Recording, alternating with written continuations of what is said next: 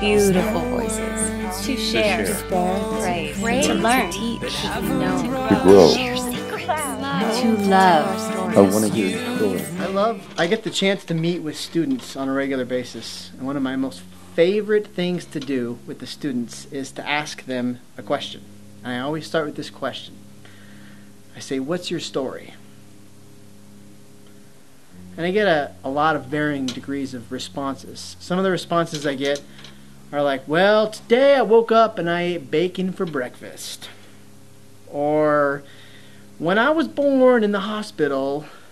Or something like, when I started freshman year of high school.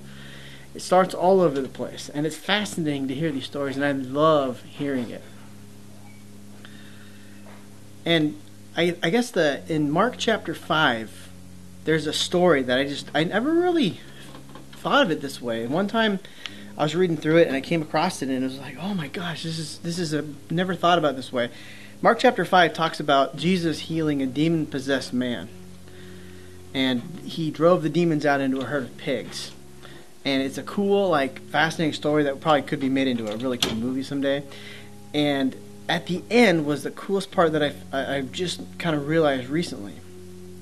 That the demon got driven out, and all was good. And then Jesus was getting back in the boat to go somewhere else, and the man came back, and he begged Jesus, and he said, "Take me with you. I want to be a disciple." And me thinking, oh yeah, we're going to further the kingdom. Come, let's get a big old posse together and go and fight the devil's wars and many disciples as we can. That's what I would have done. But of course, Jesus is so much more, knowledgeable than I am. He said, no.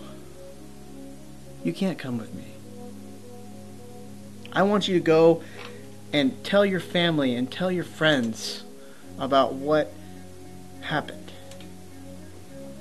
And he did. And sometimes I think that the most powerful thing a human being can do or tell is their personal testimony and their story. And then if Jesus was writing your storybook, how do you think he would write your book?